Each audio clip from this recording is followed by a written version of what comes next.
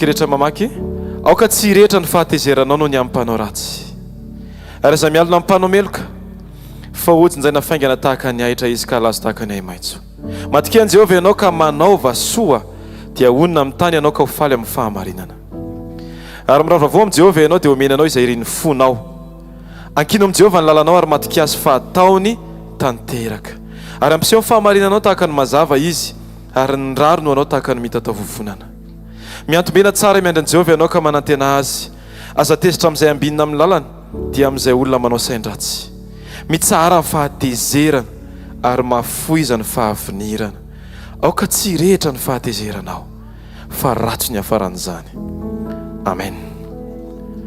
Taontsika hivavaka mba ho marina amintsika izany ten'Andriamanitra any amin'ny fahatelo milaza hoe matikian Jehovah ianao ka manaova soa dia hoana amin'ny tany ianao ka ho faly amin'ny fahamarinana. Vavakantsika mba olona matoky, olona afaka miankina, mahay miankina amin'Andriamanitra tsika tsirairay avy amin'ny fotoana rehetra ary mamaika antsika dia nanao zavatra tsara eo amasin'Andriamanitra. Alleluia. Araka ny teny maly dia zao hoe tsy miadina ny tenantsika tsirairay avy tsika fa maniraka ny tenantsika ny voninahitra an'Andriamanitra.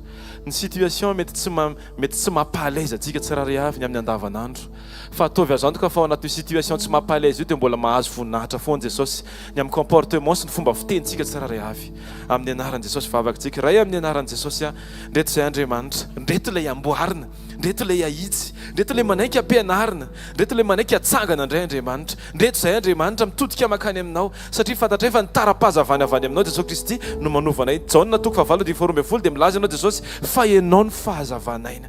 Jesosy raha tiana hazava ny ainay sy ny toetranay Andriamanitra dia ny fitodianay tsy maintsy makany aminao Andriamanitra, ny fiainonay tsy maintsy makany aminao Andriamanitra satria ny fanovana, ny fananganana, ny fanitsina, ny fanamboarana dia ao aminao Jesosy Kristy. Ianao ilay mahay ny zavatra rehetra, ianao ilay mendrika ny fiderana isan'andro, ny fifoazanay maraina, ny asa fanompoana izay atrehanay, ny asa sy ny adidi, ny tokantrano sy ny ankohonana Jesosy eo izany rehetra izany dia tokony hoentinay hanomezana voninahitra anaranao Andriamanitra. Ninina mety situation mitranga eo amin'ny firenena sy eo amin'ny fiarahamonina Andriamanitra dia aoka ny zavatra mamaiky anay foana isan'andro dia ny hanome fiderananao Andriamanitra eo anatrehany zavatra rehetra dia mila mahita izay Andriamanitra hoe afaka manome voninahitra anao mba ho marina aminay tokoa ilay teninao izay milaza hoe ny zavatra rehetra dia miara-miasa soa izay tian'Andriamanitra. Inona moa mahasoa anay Andriamanitra akoatra mahatanteraka ny sitraponao dia ny manambara ny fiderananao isan'andro Jesosy. Jesosy eo aoka ny fonay, aoka ny vavanay, aoka ny fiteninay Andriamanitra ho mpanambara fiderananao, tsy mpikaomente zavatra na situation, tsy mpamme voninahitra zavatra ny tany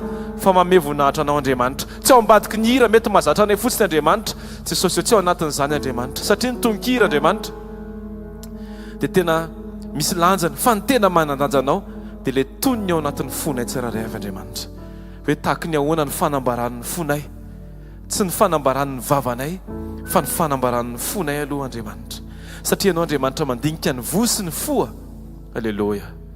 Amin'ny anaranao Jesosy ilay mendrika indrindra ndao mentsika voninahitra Andriamanitra raha sitraka ndao tsika teny hoe tompo mendrika indrindra ianao asandratra ny anaranao ianao ilay mendrika ny fiderana fa tsy misy ny tahaka anao. Alleluia. Mendrika ny tera sy ny anja asandratra ny tananay ho anao mba ho voninahitrao. Mendrika ny tera sy ny anja asandratra ny tananay ho anao mba ho taveritsika ny mendrika ny tera, mendrika ny tera sy ny ajanao asandratra ny tananay. Dao asandratsika ny tanantsika ho any Jesosy androany mba ho vonina. Mendrika ny tera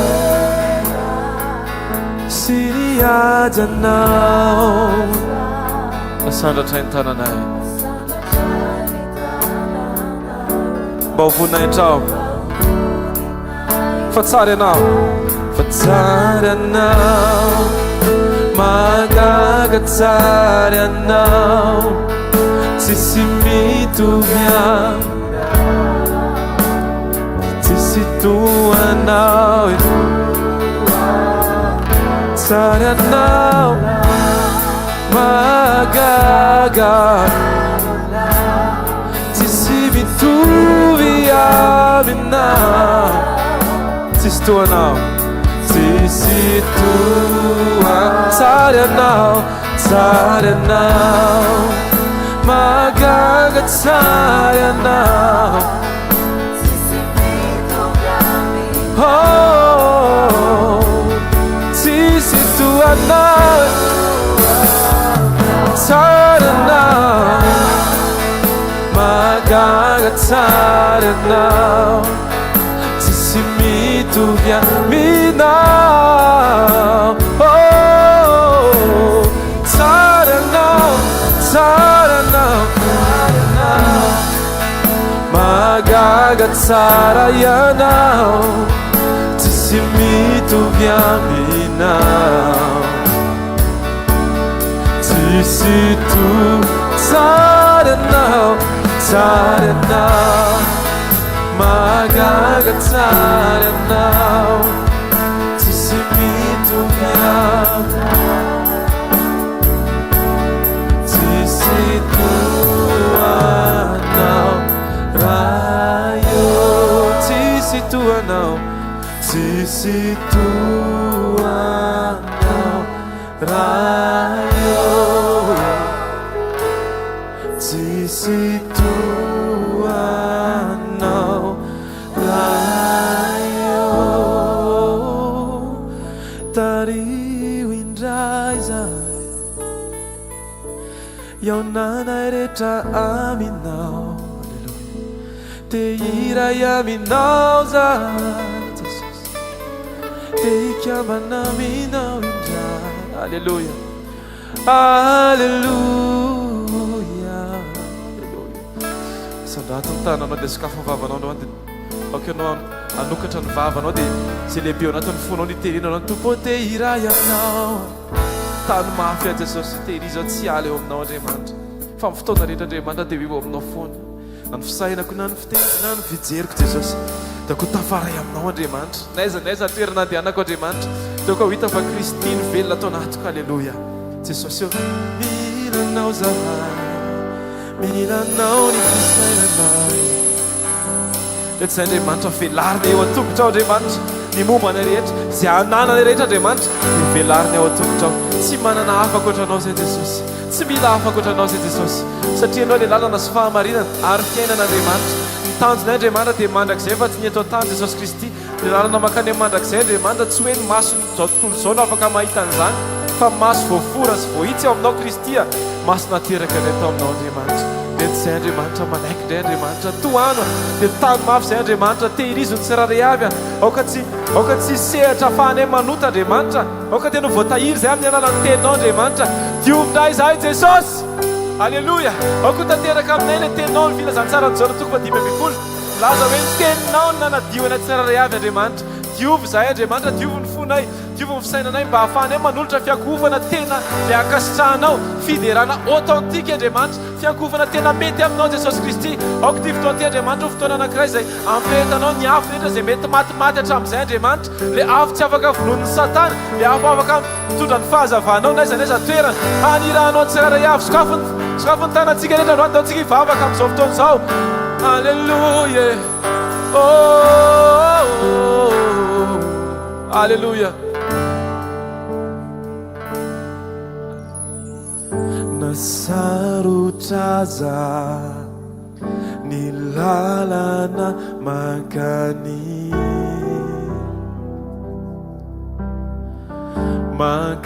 andanitrany na fisedrana tsy maintsy ho lalovako tsy asakanatsy nasarotraza ny lalana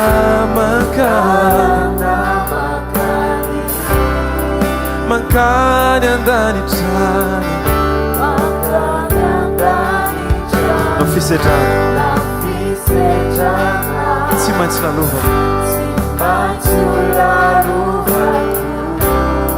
tsy sakanaitiwan tiasa fizandrosy foana reze mandrosy dia ataotsika nangatanana androany sofona ninona manolo tompoty amin'izao fanaraka anao fanaraka anao tano mafy ao tompo teirizo ao anao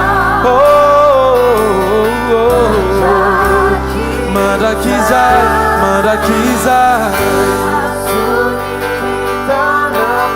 raisy ny fiainako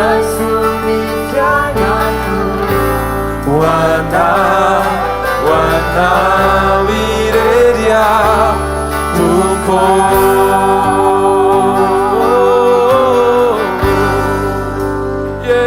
nasarotrazy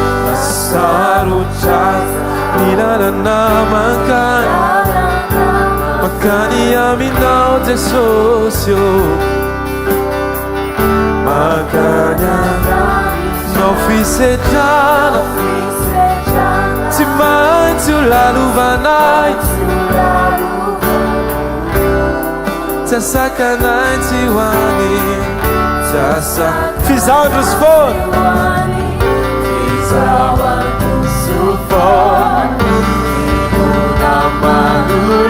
tompoty amin'izao fanaraka anao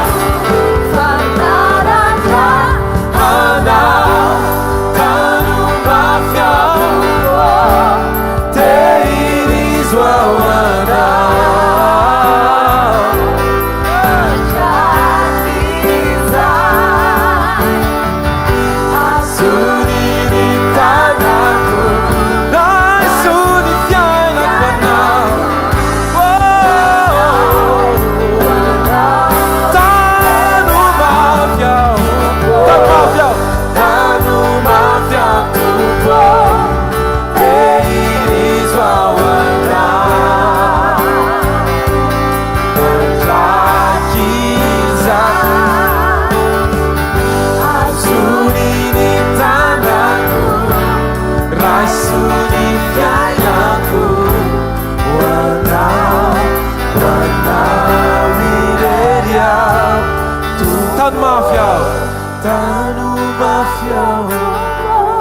tanao dia atolory an Jesosy androany toka mifonao niteny mihitsy hoe teirizo ao mandrakizay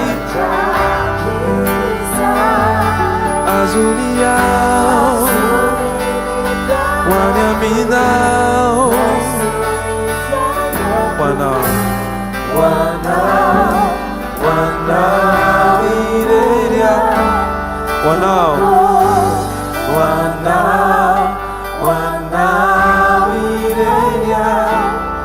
hoanao a Jesosy hoanao irery ao tompo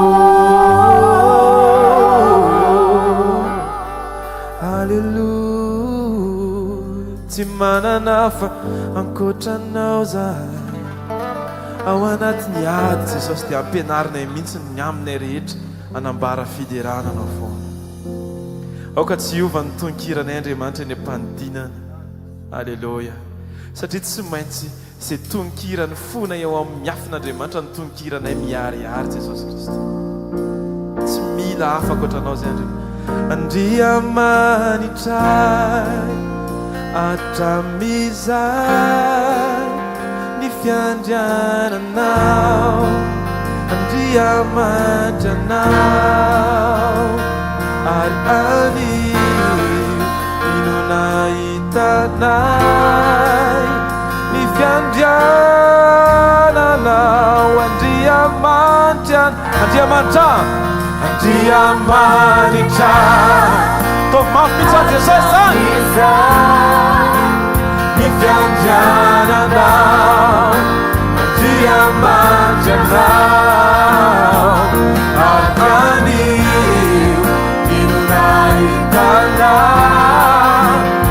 fiandrianana tsika rehetra anao mafy Andriamanitray enao Jesosy Andriamanitray atramizay ny fiandrianana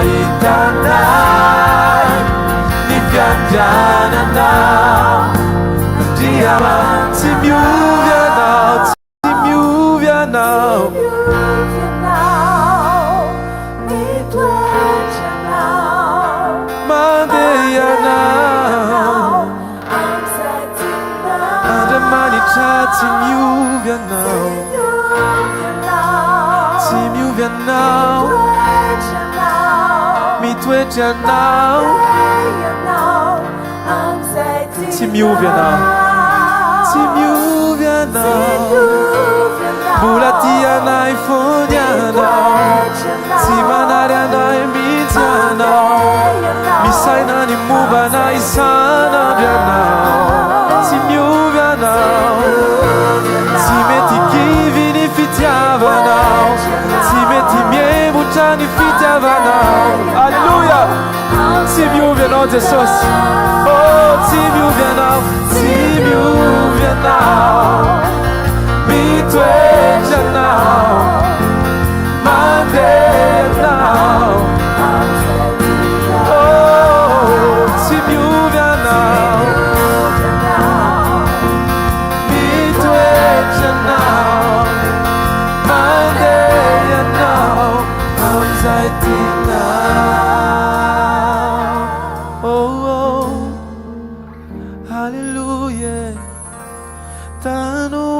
Fiao tompo teirizo ao anao, mandraky izay azony ny tanako, raisony fiainako, ho anao irery aho tompo. Tsika tiaka mafy ho an'i Jesosy, ika mafy aleluia anao ho an'i Jesosy androany. Aleluia! Asivy tiaka mafy ho an'i Jesosy, da tsika hitsangana ho voninahitran'Andriamanitra, tsika rehetra ndao hitsangana ho voninahitran'Andriamanitra sady tiaka mafy ho an'i Jesosy. Aleluia! Aleluia! Ndao tsika nofahofa ny tanantsika any amin'ny lanitra amin'ny fisaorana sy fankasitrahana an'Andriamanitra feno ny amin'ny fataterahana izao fotoana izao. Ry havana malala amin'ny Kristy Jesosy, ny vanim-potoana ny fampakarana dia akaiky lavitra noho ny vanim-potoana netombohan'ny finoatsika azy. Mandroso ny tontolo izao mandroso ny fiainana, fa ny fotoana koa mandroso. Andriamanitra dia Andriamanitra mandrakizay. Andriamanitra tsy voafetra ny vanim-potoana ary izy tsy mahalala fotoana. Zay no mahatonga azy rehefa miteny hoe arindrozy izy ho avy ny andro dia efa tanteraka sady zany ankehitriny. Tsy hainy le izy hoe midikany hoe ho avy mbola manondro ny ampitso, fa hoe tanteraka ankehitriny manondro ny androany. Fa rehefa miteny izy satria tsy mahalala notiona fotoan'Andriamanitra, Andriamanitra mandrakizay azy dia izy hoe indrozy izy ho avy ny andro ary efa tanteraka zany ankehitriny. Tehiteny aminao fa ataovy toy ny hoe rehefa avy eo Jesosy no avy. Isan'andro tsika dia mila manokatra mifotsika foana mahalala fa ny antom-pisitsika sy mbola havelomantsika mandrakandroany dia tsy hoe satria tsika no mivavaka be na satria tsika ny tsara indrindra, fa tsika le namindrana fonomena fotoana tsy tian'Andriamanitra hiaina ao anaty fahaverezana, fa nomeny famindram-pompiainana mbola afaka mahatsapa ao anatin'ny fotsika ny alehibehan'ny fitiavany. Akasitrao Andriamanitra dia ome voninahitra izy, eo azy ny fiderana endrika sy fitsahoana tsara sy ambony indrindra mahampanjaka azy. Tenenao anatin'ny fonao endreny alalo ny fitiavanao ny amindranao foa mbola nomenao ty androandroany ty indray. Afaka mandray ny teninao, afaka mandray ny fanambarana avy aminao, afaka mandray fampaherezana avy aminao, afaka miombona latabatra aminao. mitenena amiko tompo androany, manambarany sitraponao ny amiko, ampafantaro any marina rehetra momba ny fiainako, mba hizorako araka ny sitraponao sy andehanako araka ny teninao isan'andro, anisako ny androko amin'ny fofeny fahendrena, iambenako isan'andro, alalako fa olo-kandalo ihany ahy eto an-tany, ary ny fiafarany fiainako dia eo aminao mandrakizay. Halleluja, tano mafy ao tompo, tehirizho ao anao, mandraky izay, azony ny tanako, raisony fiainako, hoanao irery ao tompo, tano mafy ao tompo, tehirizho ao anao, mandraky izay, azony ny tanako, raisony fiainako, hoanao irery ao tompo, tano mafy ao tompo, tehirizho ao anao,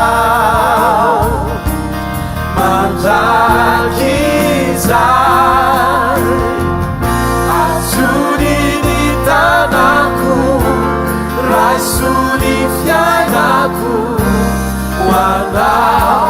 hoanao irery ao tompo.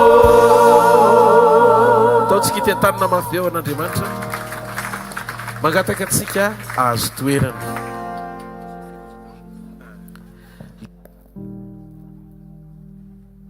Androany dia izara ao anatin'ny fotoana fohy, somary lalindalina kely ty fanambarana androany ity, fa angataka amin'ny fanamasina mba meny tompo fanampintsika andray an'le teny, satria zavatra tena sarobidy le izy, sarobidy mihoatra lavitra noho ny arena ny fanambarana rehetra izay omen'Andriamanitra ijorotsika araka ny sitrapony. Ao amin'ny Genesis 2:20 manomboka amin'ny 7:20 dia mitohy makany amin'ny Genesis 2:20 ka hatramin'ny 9:5 ny teny ho zaraina androany. Mba misy baiboly akaiky kely dia mba omena vetivety azafady. Genesis 2:20 ny 9:7 dia mitohy amin'ny 9:20 ny 9:5 hatramin'ny 9:5. Iny amin'ny pasteur atsiny azafady pasteur. Ok pasteur 11:27 ao Genesis 2:20 ny 9:7 ka hatramin'ny 9:20 hatramin'ny 9:5 amin'ny anaran'i Jesosy. Ary zao ny taranakitera niteraka ny Abrahama sy Naora ary arana niteraka ny Lota. Ary maty arana raha mbola teo anatrian'ny tera rainy tamin'ny tany naterahany dia tahorany Kaldiana. Ary Abrahama sy Naora dia samy nakavady ho azy, ny anankiray ny vadin'ny Abrahama dia Sara, ary ny vadin'ny Naora kosa dia Milka, zanakavavin'ny arana rainy Milka sy rainy Iska. Mety miteny anao zany zao hoe ahoana zany fipetraka zany, iny ary nidirako amin'izany Andriamanitra fa tsy fomadrindra fa toizatsika le izy. Nomba Sara tsy nananjanaka izy. Ary tera niteraka ny Abrahama zanany sy Lota zafiny zanaky arana, ary Sarai vonantovaviny vadin'ny Abrahama zanany dia niaraka taminy ireo ka niala tahorany Kaldiana akany amin'ny tany Kanana dia tonga teo arana izy ka nonona tao. Ary 500 taona ny andro niainany tera dia maty tao arana izy. 2:20 Ary Jehova tamin'ny Abrahama mandehana miala amin'ny taninao sy ny havanao ary ny tranondrainao akany amin'ny tany izay asehoko anao. Dia tonga anao firena lehibe sady hitanao sy alehibe ny anaranao ary ho fitahina tokoa ianao. Ary hita zay manisy soanao fa manozona zay manozona anao, ary aminao no hitahina ny firena rehetra ambonin'ny tany. Dia nandeha Abrahama arak'izay efa nilazain'i Jehova taminy, ary Lota koa mba niaraka taminy. Ary efa 570 taona Abrahama raha niala tao arana izy. ary abrahama nitondra ny saray sy vadiny sy lota zanandralany mba ny fananan'izy rehetra izay efa noariny sy ny olona izay efa azo ny tao arana dia niainga izy ireo akany amin'ny tany kanana ka tonga tany amin'ny tany kanana izy. Amen. Matio toko fahavalambin'ny folo raisitsika ihany koa boky Matio a tonga dia Matio toko fahavalambin'ny folo dia ny andiny fahasivy ambin'ny folo ka hatramin'ny andiny faharoapolo. Alazaiko aminareo marina tokoa raha misy ro aminareo mifanaiky aty ambonin'ny tany ka angataka aty ambonin'ny tany na amin'inona ka angataka izany dia ho azony avy amin'ny raiko izay ny an-danitra izany fa naiza ny angonany roa na telo amin'ny anarako dia eo afovoany aho. Andro marina dia zara amintsika anatin'ny fotoana fohy a ny ten'Andriamanitra izay nampitondraina ny lohateny hoe ny fahamarinan'ny teny ao amin'ny fiombonana. Ny fahamarinan'ny teny ao amin'ny fiombonana. Zany hoe rehefa manao communion tsika dia ilay endriky ny teny ao amin'ny communion no hozaraiko androany. Eto Jesosy ny teny tsy apôstôly no niresaka an'io teny io fa Jesosy hoe raha misy roa na telo mivory amin'ny anarako dia eo afovoany aho. Mangataka kely pasteur Jo vakeo amin'ny teny frantsay ny ilay andininy faharoapolo azafady ao amin'ny Matthieu toko fahavalambin'ny folo. Ya 18 20.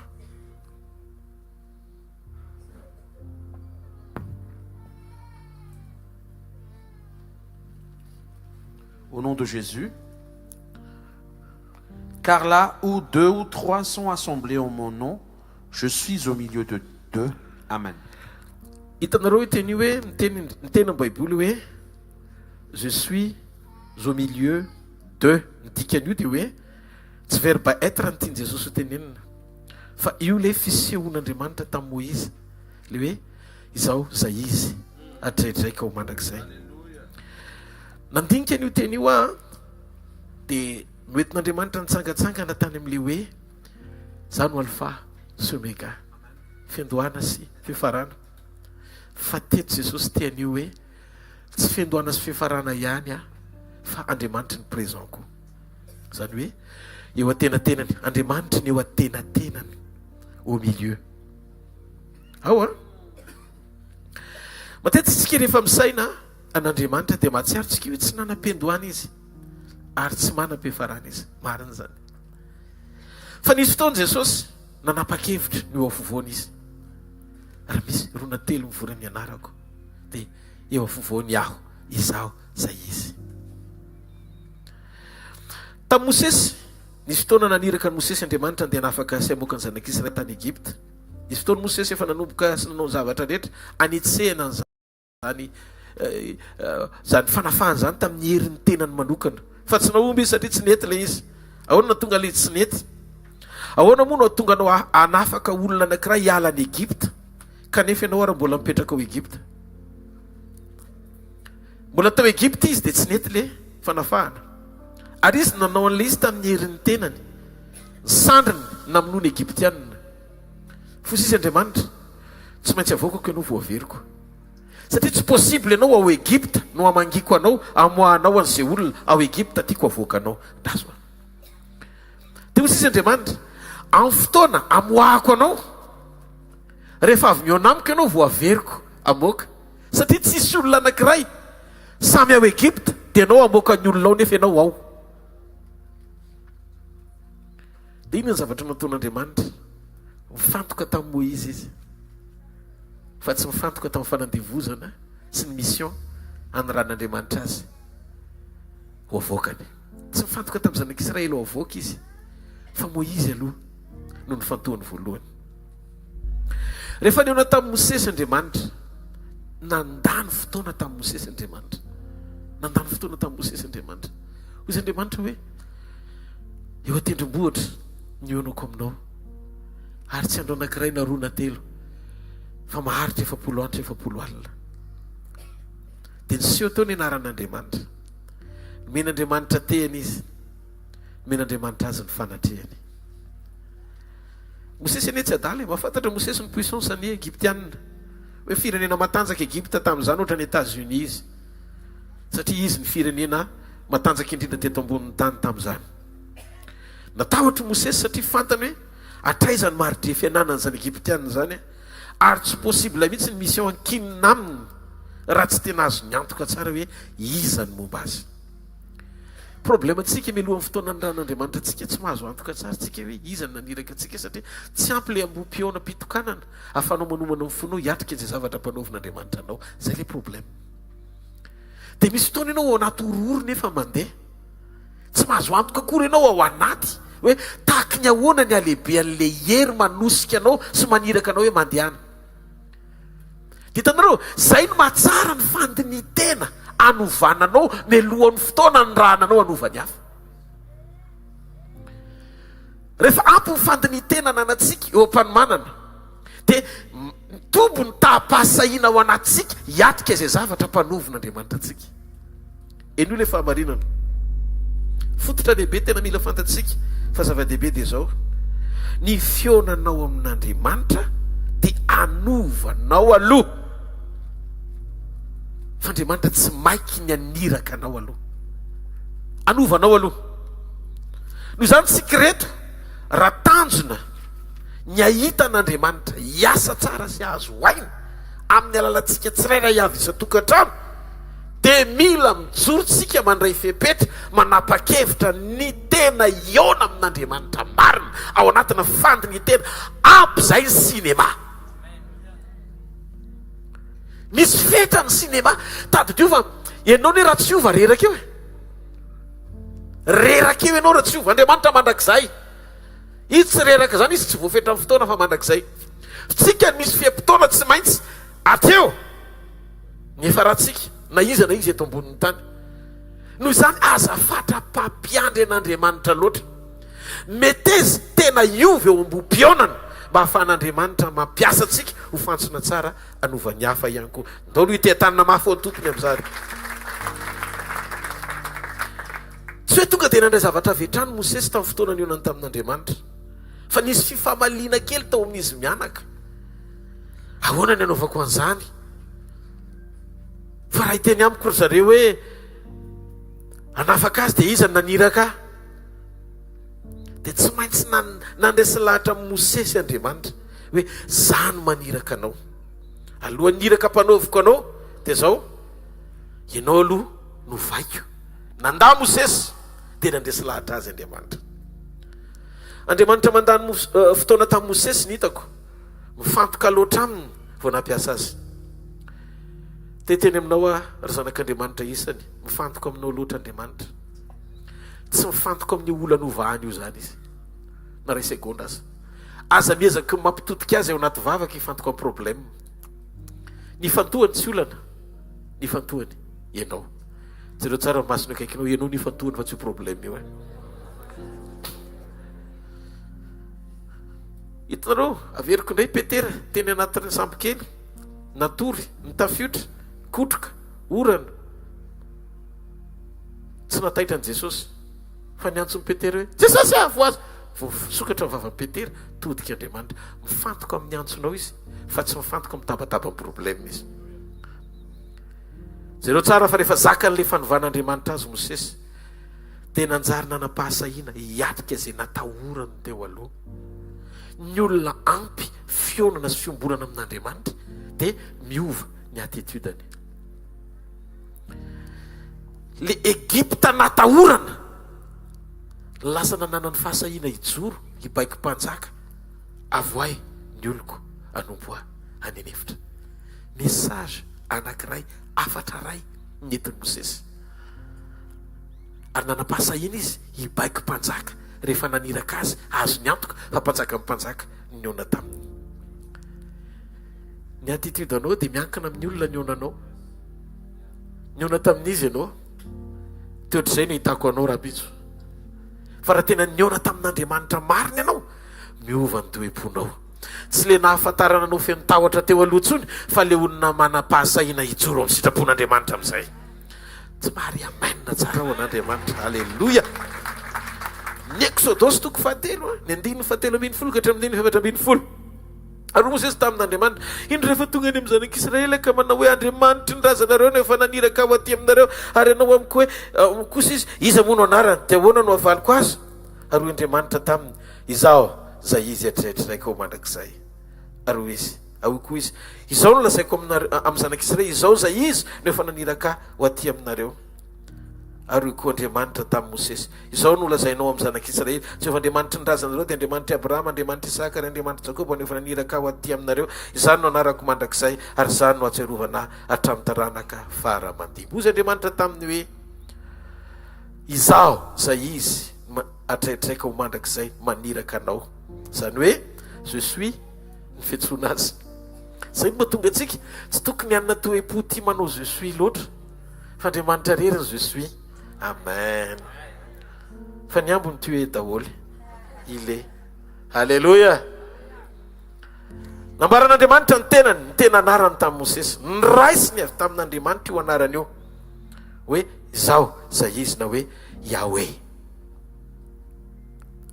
ka rehefa miteny zany andriamanitra hoe izy la izy atrehetrzay izao zay izy atrehetraiko ho mandrakizay dikany io teny io dia zao ny dikany Egypta manan'andriamanitra be dia be misy andriamanitra ny orana misy andriamanitra ny masoandro misy andriamanitra ny afo misy andriamanitra ny fanasitranana misy andriamanitra ny hery misy andriamanitra be dia be zany hoe ohatran'ny farao zany misy andriamanitra natao tanana efa midiky efa any amin'ny ataontsika hoe 20 isa na 100 mahery ao an-tranony dia rehefa misy zavatra ilaina dia ny antso andriamanitra anankiray mila orana dia andriamanitra ny orana andriamanitra ny rano sampy be dibe ny nonony Egyptianina ary andriamanitra marobe ny tao an-tranony fa andriamanitra ny teny tamin'ny Mosesy fa izy dia andriamanitra tokana mahefa ny zavatra rehetra ary manam-pahefana amin'ny zavatra rehetra satria namorona ny zavatra rehetra izy no atao hoe je suis na izao zay izy midiky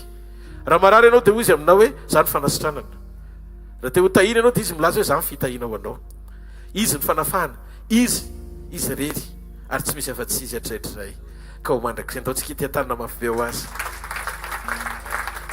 teny andriamanitra tamin'ny Mosesy hoe zao ny rehetra ho anao ary te anaitra andriamanitra hoe izy rery ihany no ilainao ry Mosesy izy le tokana mitondra ny rehetra mahasosy mampety ny fiainanao ray manontolo zany no antony rehefa tonga Jesosy tao amin'ny boky ny filazantsara ny Jaona dia naneho fanambarana tena izy nanambarany tenany izao hozy Jesosy izao ny zanak'ondron'andriamanitra izao ny fahazavany zao tontolo zao izao ilay rano velona sy fiainana izao ny mofo zay nidina avy tany an-danitra izao ny fananganana sy fiainana ary sika mivoreto androany dia averiko indray hoe raha misy roa na telo mivory amin'ny anarako dia eo afovoany izaho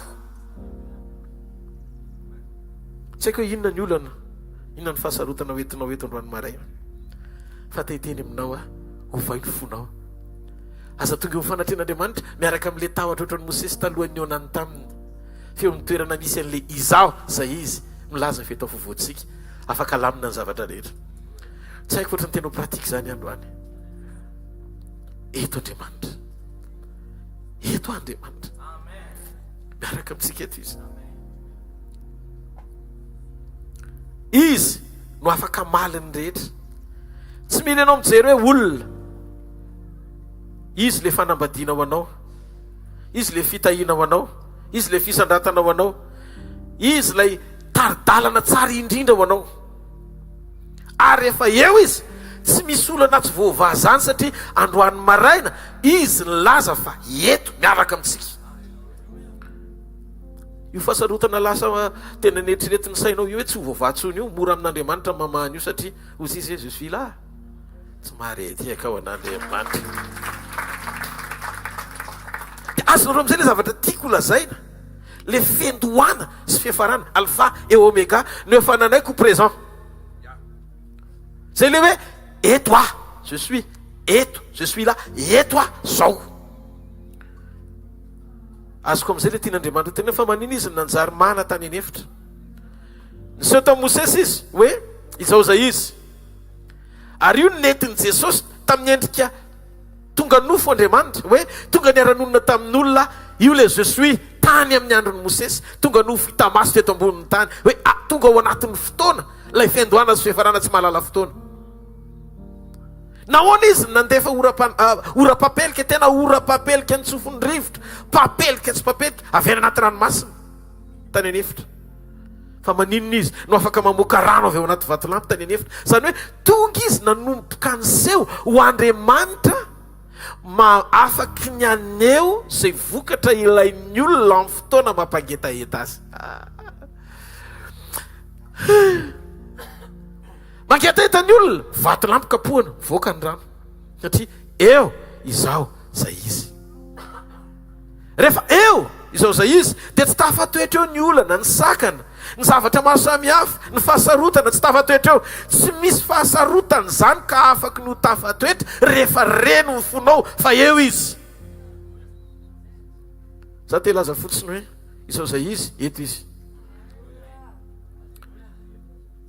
Mety eo ny olona anankiray eo amin'ny fiainanao, mety tsy eo indray izy, fa izy eo foana izy.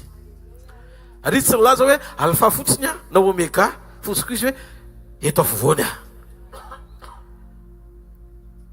ny olona anankiray mety mandao na ilozana, fa izy eo mandrakariva. Izy tsy hoe tany amin'ny lasa, izy tsy hoe any amin'ny hoavy na ny aorianantsika be any, fa izy eto androany. Andriamanitra zany tsy mahay fotoana anankiray tena tsy hainy mihitsy hoe ahoana inona le tiana ho tenenina, fa rehefa miantso azy ianao dia présent eo izy. Ary amin'ny maha eo azy dia tadidio afaka miantso zavatra any amin'ny hoavy ho tonga androany izy, ary afaka miantso zavatra any amin'ny lasa izy ho tonga androany. Mety misy zavatra taraiky 100 taona fa afaka ataon'Andriamanitra androany. Mety misy zavatra andrasana afaka 100 taona indray any amin'ny hoavy, ozy Andriamanitra hoe antisipeko le izy. Aza manao Marta manam-pahaizana mampianatra an'i Jesosy eto ianao amin'ny sekoly fanoharana. Marta ny tenen'i Jesosy tonga hozy izy. Aiza nanodevenao ny adana, tsy maty ny anadana. Dia izy Marta nanome lesona, fantatro ihany, fantatro. Fa hitsangana izy any aparany. Dia hozy izy Jesosy, eto aza ao. Tsy le any aparany ny resantsika, fa le anio. Ka ny fahitako an'i Jesosy androany maraina tia nangana zao dia zao izy. Any aparany ianao hovonjeny, fa androany ianao manapa-hevitra fa hanangana anao izy. Maro ny mpino rehefa miresaka momba an'Andriamanitra no misaina olona antitra be mitoetra ambony seza fiandrianana, bebe volombava, fotsy volo, somary mikorokorotra ny tarehiny, aza manaratsy endrika an'Andriamanitra eo. Izy nefa tsy miova omaly, sy nio ary mandrakizay Andriamanitra jeune tsara mihitsy izy. Halleluja! Tsy Andriamanitra antitra zany izy, tsy miova izy. Tsy miova ny endriny, tsy miova ny fahaiza-manaony, tsy miova ny fahatsarany, tsy miova ny fahefany. Izy la izy hatrehatraika ao mandrakizay. Andriamanitra tsy mety manjoko zany na reraka. Andriamanitra tsy mety bingo zany rehefa mihoatra ny 20 taona. Tsy mety malemy izy, tanora lalandava izy. Zany mahatonga azy milaza, fa zay mahatoky azy dia miavaoery. Ohatra ny voromahery mety ny olona miandry an'izao. Isaia 40-31 raha lamba meo kely jerevantsika azy hoe izy ohatra n'iza ny olona miandry an'Andriamanitra. Isaia 40-31. Halleluja. Isaia firy moa izy? 40-31 amin'ny anaran'i Jesosy. Fa zay miandry an'i Jehovah dia mandroso herikiosa. Maninona hoe avy ireny fa izay miandry an'i Jehovah dia mandroso herikiosa, elatra ny ekarany, tahaka ny voromahery, miazakazaka izy nefa tsy ho sasatra, mandeha izy nefa tsy ho reraka. Mba andanany anontany io Eli fa niandry an'i Jehovah Eli tamin'ny fotoana nankivy azy ketraka izy dia natory teo ambanin'ny azo terabinta, dia nisy anjely ny rahana, dia singa ny lanitra kely anankiray mofo ny endasina nohanina vita naharitra 700 alina andehanany tany Horeba aller retour. Tsy nona tsy ninana ninninona, tsy sotro rano. Zany hoe Andriamanitra zany le mody mandefitra mamatsy eo amin'ireny rano kerita, tsy hoe faible akory. Koba nohanina fa ny ranony tsy nilaina. Misy zavatra tsy azoko. Fa inona ny idiran'ny koba amin'ny rano? Tsy mahasolo rano mihitsy ny koba. fa mofo ny andasina tamin'ny vato ny hoaniny indroa na vita na solo rano tokony sotroina andritra 20 alina ny valiketaeta ho anao tsy le solution disponible etreretiny sainao jesosy avy any nazareta reo ilainao raha tsikantoka ny fahafenon'ny koba kely rany ny rano mitondra fiainana ny fahafenon'ny fiainana am'izao tsy ny anaty vovo ao anaty mofo satria raha nomena ese Eli nihinana nazo hery androany koa zay kely hery dia homena hery be saranga tsy maharetyka ao an'Andriamanitra tsy afaka manavao ny herinao zany aloha Andriamanitra raha tsy manana izy aloha ny tompony voalohany ka izy le grand je suis eto anivontsika izy zao Farao mety ho lany daty fa je suis est toujours là eo foana izy ny olona rehetra ny tanjaky ny olona mifahefan'ny olona mifahatsarany olona ny arenan'ny olona ny maitso ny olona mandalo daoly fa Jesosy eo mandrakariva anio Andriamanitra nanova ny chapitre ny boky mpiainanao amin'ny anaran'i Jesosy satria zay chapitre tsy izy rehetra tany amin'ny lasa ny tian'Andriamanitra hovaina zay le fahamarino anatin'ity fivoriany ity efa tranainy sy bobongolo be loatra ny fitoeranao eo amin'ny toerana io ary rehefa Andriamanitra nanova ny contenu ny fiainanao dia taditio manova chapitre mihitsy izy inona ny antony boky tsy soloiny boky tsy soloiny bokinao ihany fa ny chapitre novaina mila fatatsika aloha zany zavatra zany ngelisy toko 20 ka ngelisy toko 20 teo ny somary mafatifaty kely ny fandehan'ny toetra raha raha miresaka tsika mikasiky mo tantaram-piainan'ny Abrahama dia afaka manontany ianao hoe taiza nanomboka izy debe debe fiangonana miteny hoe Genesis toko 20 diso Genesis toko 20 manomboka amin'ny 9:20 ny tantaram-piainan'ny Abrahama no nanomboka fa mahavarina 7:20 ka hatramin'ny 9:2 ny tantaram-piainan'ny galera tao atokantranon'ny Abrahama no miseho hoe le ozina le faharatsiana ny tena be debe teo dia maninona io chapitre ny toko 20 ny lavalavaina hatrany amin'ny 9:2 fa maninona ny tapahana hatrany amin'ny 9:2 dia nanokatra chapitre 12 Andriamanitra hitantarana ny onany tamin'ny Abrahama ny tantaram-pionanao amin'Andriamanitra dia tsy sy fandraisany amin'ny tantaram-piainanao lasa rehetra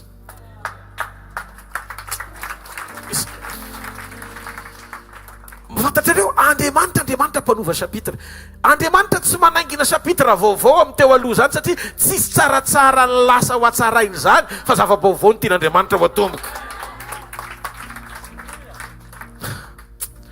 Jesosy malalo ao amin'io chapitre 11 io any Genesis ny 7:20 dia mahita tantaran'ny lehilahy tao hoe Tera niteraka ny Abrahama Tera no anarany Tera menadary Abrahama dia tsy izy zany fa i Abrahama Nahor ary Arana ary Abrahama no Lamato rehefa vakina tsara ny tantaran'ny Abrahama tao amin'ny tantarany misy ny rainy io dia hita fa Abrahama dia ny aina sy nitezana tamin'ny ankorana voaozona mpanompo sampy ary eto hitatsika mihitsy fa ny ankonan'ny Tera dia hita hoe izy nandevon-janaka ny rainy Lota dia maty talohan'ny Tera rainy dikan'izay ny zanaka maty melohan'ny ray ozony zany malédiction zany tsy mety koa raha ohatra hoe ray mandevy ny zanaka tsy mety zany hita ihany koa fa nanjaka tao ny fahamombana tsisy niteraka ny zanany rehefa nitsodrano ny any Adama Andriamanitra dia mba hitantsika tsara hoe ao amin'ny Genesis 1:20 ny teny Andriamanitra hoe andraso misy vakitsika amin'izay hitantsika tsara fa misy révélation omen'Andriamanitra mantsy ato tiako tena hoe ho tafiditra tsara ao anatin'ny fotsika sensaitsika amin'izay le fahamarinana tian'Andriamanitra ho zaraina ary Andriamanitra nitsodranan'ny Abrahama maro zay voalohany maro fara dia miabetsaha faharoa mameno ny tany mampanompo 4 manjaka 5 ao teto ny tantaran'ny Abrahama nefa dia momba izy Sara vadiny misy ozona zany tao amin'le ankonana ka ny hoe Abrahama mbola tsisy Abrahama dia raha dika dia hoe père élevé na hoe ray ny fisandratana mety tsara be le anarana ny meniterany Abrahama fa tsisy vokany satria nanompo sampy izy zany hoe itera zany nanana vision tsara ihany tao anatiny fa tsy hainy hoe Andriamanitra iza no iréaliser an'le izy. No zany nitady Andriamanitra izy amohana ny ankonany. Misy anarany hoe tsara tarehibe no menanao fa tsisy fiantraikany. Ny antony misy ozona mitoetra eo tapon-doha mahatonga an'izy eo amin'ny fiainam-piankonana mbola mahatonga anao tsy votsitra. Ary zay no mahatsara anao tsy dia tena mifandray loatra amin'ny tantaran-drazanao satria misy chapitre vaovao ny sokafan'Andriamanitra tsy fifandraisany amin'ny teo aloha tsony. Ka raha mbola makafy an'le lasa ianao tsy afaka hanomboka vaovao Andriamanitra nefa Andriamanitra fa tena hanokatra chapitre vaovao amin'izay. Matona tsahatra le chapitre 11 fa ny sokafana ny chapitre 12 misy zavatra tian'Andriamanitra ho atao anatin'izany. Tsy mahareteka ao an'Andriamanitra, tsy mahareteka ao an'Andriamanitra. Ny ozona irenanjoan'i Abrahama dia ity: izy efa 10 taona kanefa nono natao an-trano ray sy reniny. 10 taona anateraka feo ambony fandriana. Mama, memofo 10 taona. Efa taona mpisotro ronono zany, ary tena misotro ronono tokoa izy. Tsy mahafinaritra zany. Ny programa ho an'ny Kanana dia tsy projet ny Abrahama fa hitantsika amin'ny 1:12 projet antera hoe hitondra azy ho any Kanana izy. Ny dikan'izay be dia be ny nofonofo tsara ny tera tsy tanteraka satria Andriamanikafa ny teo amin'ny fiainan'ny tera. Ny Josoa 4:22 zany reto hoe dia manambara mazava tsara ny fisiny zany tantara zany. Ary Josoa tamin'ny vahoaka rehetra, izao no lazain'i Jehovahandriamanitra ny Israely tany andafony ony no nenany razanareo tany aloha dia tera rain'i Abrahama sy Nahora ary nanompo Andriamanikafa izy. Mazava be io. Tao no nahafatesan'ny rain'i Abrahama. Fa Abrahama nanomboka nanokatra pejy Andriamanitra niseho ho rain'i Abrahama vaovao. Teo no nahitana fa tera dia tsy hoe nanompo an'Andriamanitra fa nanompo Andriamanikafa. Ary izy tena hoe prêtre mihitsy idolatra, mpisoro ny tsampy. Teto nahitako fa nifototry ny zavatra ratsy teo amin'ny ankonana dia satria vokatry ny fanompo-tsampy ny diaviny rainy dia lasa voaozona amin'ny Genesis 1:12 i Abrahama menakavy. Fosy Andriamanitra ho faranako chapitre io. Androany maraina mandrehan'Andriamanitra miteny fa misy zavatra be dia be mbola manarakaraka anao tany amin'ny lasa. Ho faran'Androany fanokatra chapitre vaovao eo amin'ny fiainanao Andriamanitra. Tapitra androany ny Genesis 1:12 eo amin'ny fiainanao fa hanokatra chapitre 12 Andriamanitra androany ny 1:. Halleluja, halleluja. Andriamanitra niteny momba ny Abrahama amin'izay. Fanontaniana mipetraka dia zao hoe maninona tsy nitohizana le izy? Maninona raha niteny izy tao amin'ny 1:12 fa tany amin'ny toko vaovao mihitsy izy no sokafany mba hitenenany andrenesana hoe manomboka amin'ny teny izy. Andriamanitra liana be Andriamanitra anova ny zavatra rehetra amin'izay. Ozy Andriamanitra efa lasa ny zavatra taloha avy eny lasa ny zavatra taloha. Anao zava-baovao Andriamanitra. Tena tsy ifandraisany tamin'ny lasa tokoa le chapitre 12 rehefa vakitsika. Nanomboka tantara vaovao Andriamanitra. Rehefa hiasa Andriamanitra dia manomboka chapitre vaovao izy. Amen na sa tsy amen? Afaka miresaka amin'ny zavatra hafa noho ny teo aloha ianao satria sy dingany voninahitra sy faneona vaovao indray ao ataon'Andriamanitra amin'ny fiainanao. Hafa noho ny hatramin'izay ty zavatra mitranga ty. Iova ny zavatra rehetra. Miara-miainga amin'ilay fiovana avokoa na ny fitombonao na ny fahalalanao na ny fahitanao ny atao hoe fiainana satria iaina amin'ny fiainam-baovao ianao. Miainga tao mifahakelezany Abrahama ny tonga firenena goavana niaraka tamin'Andriamanitra. Taloha izy niaina tamin'ny fanambaniana fa niesoan'Andriamanitra tsy ambany fanambaniana tsy nisy fa noentino amin'ny voninahitra. Hiteny ianao fa nanirakol'Andriamanitra hiteny fiainanao anao.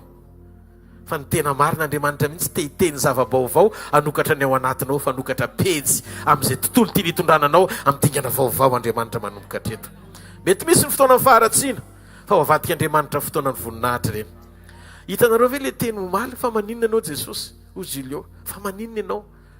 Reny nataoko anao kanefa maninona ako mbola nantsoinao sy natsanganao ihany? Tiana navaly Jesosy azy Julio. tiako anenao afaka miova toerana sy fanao ianao miala any amin'ny moins ho tonga any amin'ny plus amin'izay miala avy any amin'ny plus makany amin'ny tsaratsara kokoa na multiplication indray Andriamanitra rehefa manova chapitre eo amin'ny fiainana ny boky ny fiainanao tsy hovainy fa le boky ny fiainanao teo aloha ihany fa hovainy le chapitre alalana fa izy le Andriamanitra namindra fo tamin'ny teo aloha ary manokatra anao midingana vaovao indray so any amin'izay hoavinao iarahanao aminy mizara valy ny Andriamanitra amina vokatra mingy avy any amin'ny fahakelezana ho any amin'ny dinga amin'ny fahalebiazana tiany hitondrana tsy maharetehaka ho an'Andriamanitra ndao tsika eritreritry Josoa rehefa niova chapitre ny fiainany dia izay hitany nataony Mosesy nanomboka ny ainany taloha izy nitazana fa nanomboka mipartisipe amin'izay Josefa andevy tany Egypta fa rehefa tao amin'ny Josefa ny fitahin'Andriamanitra dia niova chapitre ny fiainany niova izy tany amin'ilay toerana nieritreretana hoe andringana anazy sy nanoliana azy ho tonga tany anaty lapa lasa farao kely latsaka fefany fotsiny ary Abrahama tsy hita soritra tsony ny ranomaso lasa tao amin'ny trano tera fa novain'Andriamanitra ho firenena ngeza be izy ahoana ary ny nataon'Andriamanitra misy ny andro vaovao tahaka ny androany misy ny zava-baovao afaka tomboka tahaka ny androany fa vonona ve ianao hiaraka nokatra pejy vaovao miaraka amin'Andriamanitra tenenina eo akaikinao adinoy ny zavatra taloha lefa anao tsy mety reny ajanony daholo anomboka zava-baovao Andriamanitra fa maninona ny tsy nitohizan'Andriamanitra le chiffre 11 tany amin'ny Genesis 1:20 fa novainy ho chiffre 12 fa maninona Jakoba niteraka 12 Jesosy manana apôstôly 12 varavaran'i Jerosalema 12 midika miresaka momba ny gouvernance le izy zany hoe misy fanapana sy fitondrana vaovao tian'Andriamanitra hitondrana amin'ny fiainana dia amin'ny chapitre 12 Andriamanitra nanomboka azy miresaka Andriamanitra gouvernemanta vaovao miresaka Andriamanitra fanapahana vaovao manomboka izao dia ho anao ny fanapahana ry Abrahama ka ny fiainanao sy ny ankonanao ny ozony rainao dia tsisy idirany tsisy fiatraikany satria Andriamanitra nangana anao amin'ny tanjona tsara lavitra sady vaovao ary tsisy fiatraikany amin'ny lasa intsony le izy fa meteza hanova chapitre inao misy zavatra tsy maintsy miainga any aminao aza hoentina miaraka ao amin'le fiainana vaovao le fiainana talosy le remorque efa mavesatra be iny tapao any dia avitsory any Genesis 1:20 dia voalaza fa niteny tamin'ny Abrahama Andriamanitra hatramin'ny nahaterana dia mbola tsy nandren'Andriamanitra zany mihitsy Abrahama fa io ny voalohany efa reny Abrahama avokoa ny feon'ny ray ny reny manodidina azy ny rehetra efa endolo ny feo rehetrarehetra fa rehefa nova chapitre Andriamanitra dia manomboka miteny Andriamanitra zava-baovao teo amin'ny fiainan'i Abrahama ka ny fanovana chapitre rehetra dia tsy maintsy manomboka amin'ny feon'Andriamanitra miteny aminao sy révélation omen'Andriamanitra anao ny révélation dia clé anova chapitre Baiboly dia milaza ao amin'ny Genesis 1:20 ka hatramin'ny 1:7 vaky io tsara eo amin'ny 1:2 amin'ny 1:2 Genesis 1:1 inona ny zavatra mitranga ary ny tany dia tsy nisy endrika sady foana ary aizy na ny tambon'ny lalina ary ny fanan'Andriamanitra namboba tambon'ny rano miety tsara amin'izay anao fa hiditsika amin'ny sokajy le teny mpahamarinana anova zavatra ao anaty fiombonana inona le izy amin'ny 1:7 Andriamanitra tonga dia niteny Andriamanitra nanao misy mazava dia naninona nisy mazava zavatra tsy azoko dia zao fa maninona ny aizy na ny tsy mahavita manakombona amin'ny vavan'Andriamanitra fa maninona ny aizina tsy mahavita manakombona amin'ny vavan'Andriamanitra ary Andriamanitra tsy matahotra aizina Andriamanitra tsy matahotra fahafoanana Andriamanitra tsy matahotra hoe tsisy endrika sady foana eo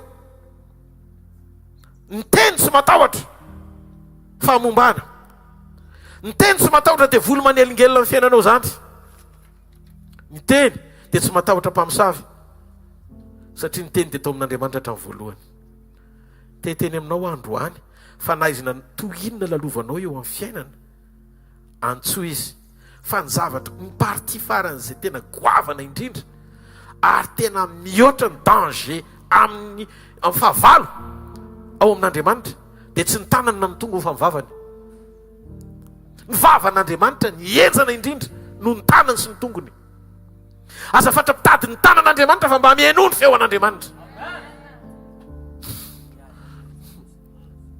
problema tsika te hitady ny tanin'Andriamanitra foana, ampio ah fa tsy mba miaino an'Andriamanitra. Amin'ny fotoana nongolananao sofina ihaino an'Andriamanitra dia tsy azo sakanina tsy eo aminao ny tanan'Andriamanitra. Zany ny teo amin'ny azo fijaliana, nomboana ny tanany, nomboana ny tongony, fa adinony devolona njaitra amin'ny vavany. Adinony devolona njaitra amin'ny vavany. Fa rehefa niteny Jesosy hoe vita, tanteraka ny famonjena tsy maharety ao an'Andriamanitra.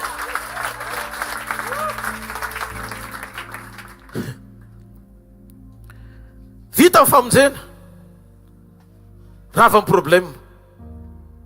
Za te teny aminao androany, fa raha mbola velona koka miteny Andriamanitra dia tsy maintsy tonga ny fiovanao. Raha mbola miteny Andriamanitra ka manatsofiny ianao hiaino ny fananarany, hiaino ny taridalany, andeha amin'ny programany, tsy azo sakanina ny vokatra tsy hitangy eo amin'ny fiainanao. Misokatra ny varavarana rehefa miteny Andriamanitra, ny ala amin'ny maizina, ny faratsiana ny tsoka, afaka miova ny dingana rehetra rehefa miteny Andriamanitra. Tsy atahotra fahavalo ah, afaka manidy varavarana izy fa tsy afaka manidy ny vavan'Andriamanitra izy. Azo ny fahavalo ataony manakorotana, manelingelina, ohatrany hoe mampatahotra, maneho zay scénario rehetra tiany atao hoe ty velany, fa nisorako an'Andriamanitra ny talan'i Jesosy azo ny fatsihana, ny tongony azo ny fatsihana, fa ny vavany tsy azo ny tapenana. Satria tsy vita ny fahavalona nakombona ny vavan'Andriamanitra, tsy azo ny sakanina koa ny vokatra sy vavolombelona ho anao androany maraina. Sara anga tsy maharety eka ao an'Andriamanitra. Zany mahatonga tsy taitra amin'izay maneso ah. So ihany fa ny vavako tsy vavanao. Alleluia. Rehefa hiteny Andriamanitra dia tsy maintsy iseho ilay teny, ary ny fiafarany zavatra rehetra arak'izay lazainy teniny ihany. Inona ny zavatra mitranga? Nanomana ny teny Andriamanitra ho fahafenoana, anampy anao amin'izay zavatra rehetra ilainao eto ambany masoandro. Rozy izy ny Baiboly, Salamo 1:112. Rehefa nitarina tamin'Andriamanitra ny Israely dia nandefa ny teniny izy fa tsy mpaminany. Tsy mpaminany no ny ran'Andriamanitra, tsy apôstôly, tsy docteur, tsy evangelista. Ny teny dia ambony lavitra noho ny fanompoana. Ny teny dia ambony lavitra noho ny asa fanompoana rehetra. Avereno zay, ny tenin'Andriamanitra dia ambony lavitra noho ny asa fanompoana rehetra. Satria ny teny dia Andriamanitra. Ao ah, mila raisitsika zany zay nalefa n'Andriamanitra. Zay mahatonga amin'ny teny hoe ny teny nalefany fa olona no ny rahany. Ny asa fanompoana iraka, fa ny zavatra hoentina teny nalefa teny. Zao mino androany fa hiteny aminao Andriamanitra. Ary rehefa hiteny Andriamanitra miova amin'ny fiainanao, le ameninanao tsy le amenina mahazatra tsony, fa le amenina misy finoana fa tena tanteraka ao anatinao le fiovana lazain'Andriamanitra aminao. Raha miteny Andriamanitra ho lohany amin'izay anao fa tsy ho rambony tsony, dia ho tanteraka ao amin'ny fiainanao amin'le amenina tena vokatry ny fo. Nday ihany Jesosy niona tamin'ny kapiteny Romanina, miaramila izy io, manana miaramila zato eo ambany fifehezana no ngarainy eo. Any Romanina tiako fantatrao fa jentilisa, manan'Andriamanitra hafa be deabe ohatra ny Egyptianina akory zalahy reny. Ary maro tamin'izy ireny rehefa vakitsika ny tantaran'ny Romanina sy ny tontolo mpiainany dia hita mihitsy ny hoe mpanompo sampy faran'izay enjana koa ny Romanina. Ao matitoko favalo nisy fotoana io kapiteny Romanina io niona tamin'i Jesosy. Dia rehefa niona tamin'i Jesosy io kapiteny Romanina io dia ohatran'izao zavatra nitranga. Ozy izy le kapiteny Romanina hoe andeha ozy izy Jesosy hoe andeha ho any an-tranonao hivavaka ho an'le marary. Fa namaly an' Jesosy le kapiteny Romanina ka nanao hoe tompoko, tsy mendrika hidiranao ambany tafitrano koa, fa maninona moa tsy mendrika, tsy mendrika manendry tena. Non, menatra izy. So hitan'i Jesosy daholo le Andriamanitra be deabe ohatrany tsy namaly azy tamin'le marary.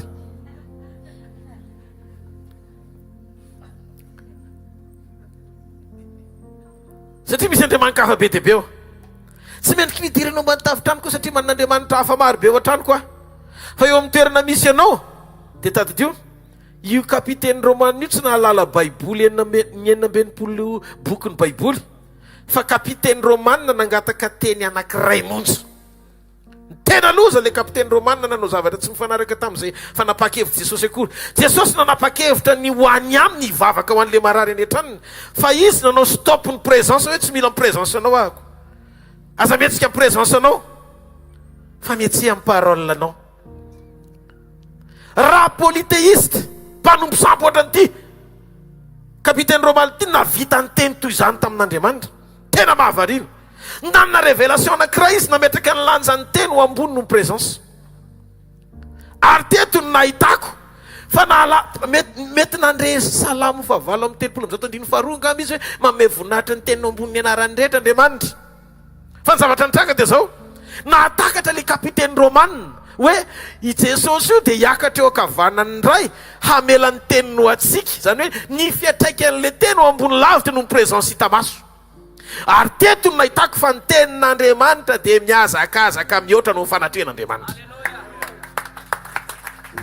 Ny tenin'Andriamanitra dia miazakazaka mihoatra no fanatrehan'Andriamanitra. Satria raha nandeha Jesosy ho any amin'ilay kapitaine Romane taraiky no ny fotoana ny tenenany dia teo eo nitranga le izy. Ka zavatra eo nomen'Andriamanitra anao androany maraina tsy hoe présence anananao fihetsepo fa eto Andriamanitra, fa ny fahatsapanao fa miteny Andriamanitra mbola miasa mihoatra no présence.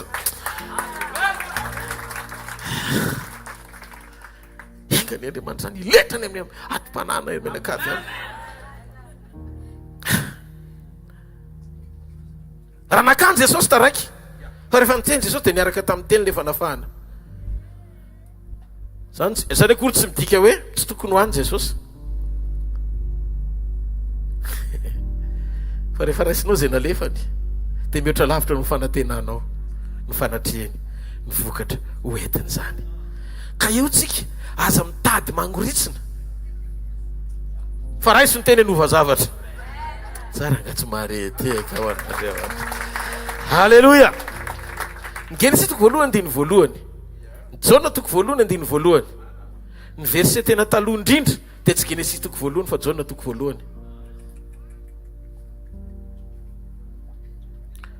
Andriamanitra rehefa niona tamin'ny Abrahama dia niteny izy fa tsy hoe ataontsika hifadianina na hivavaka, niteny izy.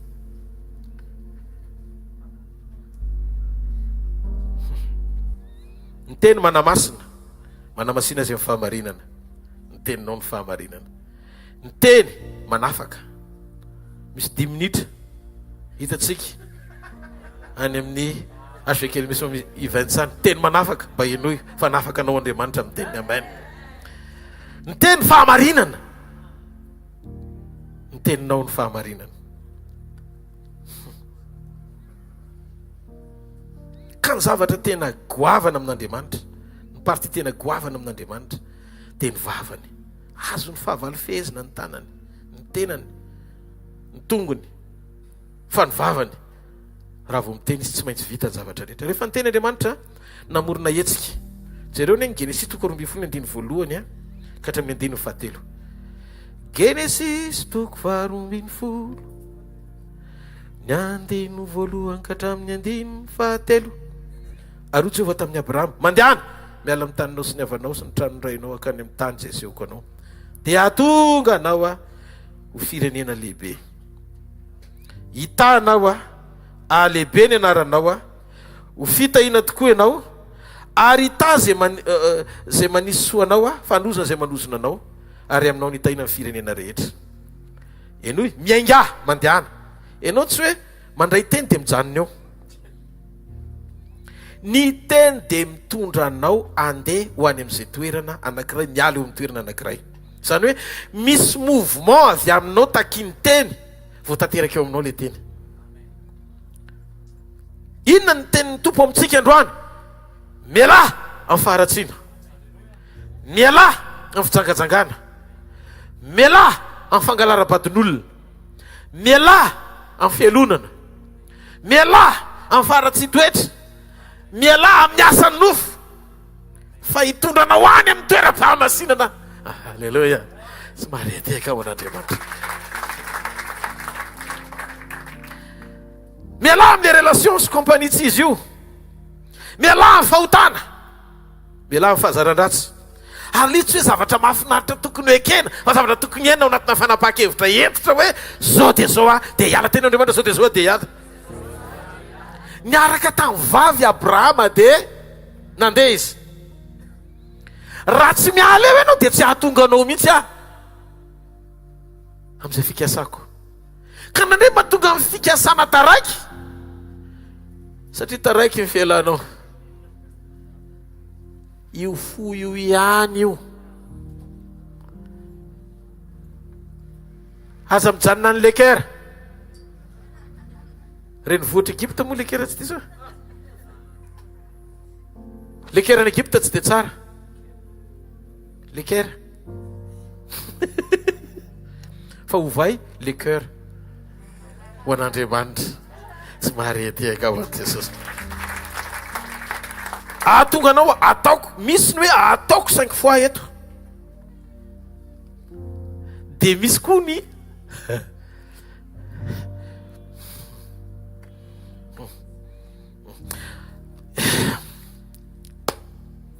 enoy a manatsofina daotsika rehetra nkely toko 20 ny andininy faharoa ahatonga anao firenena lehibe a atao hoe raha izay itasy a lehibe ny anaranao a roa zay ary ho fitahina tokoa ianao telo zay itazy manisy soanao a efatra zay ho fitahina tokoa ianao zany hoe mitambatra reny virgule fa ary itazy manisy soanao ka noza zay manozona anao efatra zay ary aminao nitahina ny firenetra ambony tany firy zay dao ndre tsika hijery ny eny Adama Genesis toko 1:9-20 firy koa ny fitahin'ny Adama ary Andriamanitra nitsodrany hoe maro fara ray miabetsaha roa mameno telo mampanimpo efatra manjaka 5 ao tamin'ny Adama Andriamanitra de nanome andraikitra azy tao anaty tsodrano ohatrany hoe manjaka mampanimpo mananina any amin'ny Adama daholy izy 5 zany hoe Andriamanitra zany tsy mba nanondro anankiray fa nanondro 5 mihitsy hoe lasa ny daholy ary tsisy retour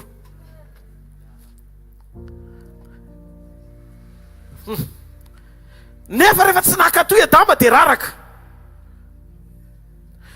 hitanareo a neny Adama zavatra anankiray ihany ny tenen'Andriamanitra taminy ozy izy Andriamanitra aza inanina ny azo fovoan'ny sa de nohaniny le izy didy ray ihany tsy nakatoaviny de raraka izy nefa olona tanteraka nandika ny tenin'Andriamanitra